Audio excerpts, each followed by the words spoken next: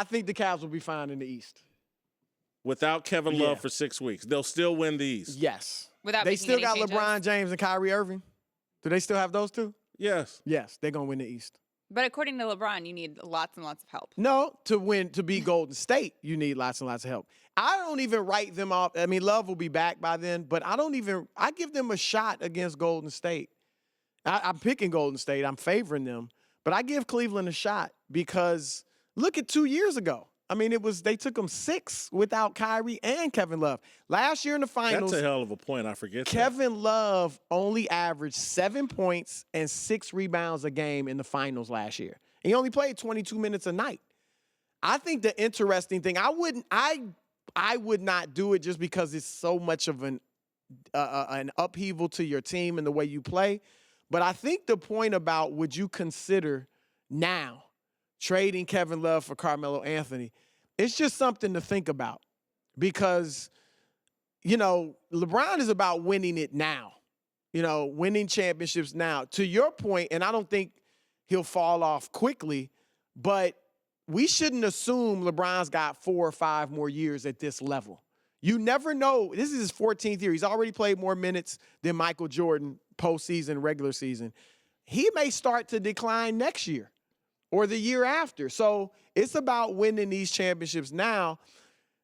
I still probably wouldn't make the move, but, man, it makes it a little more interesting to think about should they try to bring in Melo. When did the Kevin Love injury happen that he had to get a scope? Well, it was a few games ago when he, the knee began bothering him. He had the back injury first, the back spasms, and then he came back. They're not saying whether or not he was overcompensating or had to do anything with the knee.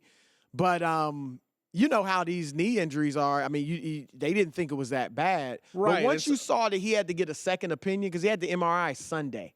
Once you saw he had to get a second opinion, that's when you knew it might be something serious. No chance that, I'm a conspiracy theorist, no chance that they're happy there's a knee issue so that the Carmelo trade possibility becomes more palatable. The Cavs you're talking about.